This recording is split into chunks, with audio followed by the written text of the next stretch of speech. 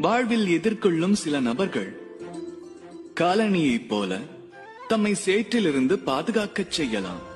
எனினும் வஸ்திரம் போன்ற தமது வெள்ளை மனதில் ஐயம் என்ற கரையை பதித்துச் செல்வர். அத்தகையோரின் செயல்களால் மனதை வருத்திக் கொள்ள வேண்டிய அவசியமில்லை. சேற்றில் பதிய வேண்டியது தமது காலணிகளா அல்லது தங்கள் மனம் எனும் வஸ்திரமா என சிந்தித்து முடிவெடுங்கள்.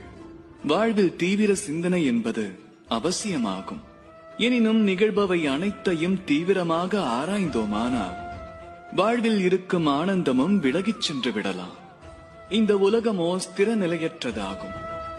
இங்குள்ள எதுவுமே என்றென்றும் ஜீவித்திருக்க போவதில்லை. ஆகையால் வாழ்வு உள்ளவரை அதை ஆனந்தத்தோடு மகிழ்ந்து கொண்டாடுங்கள்.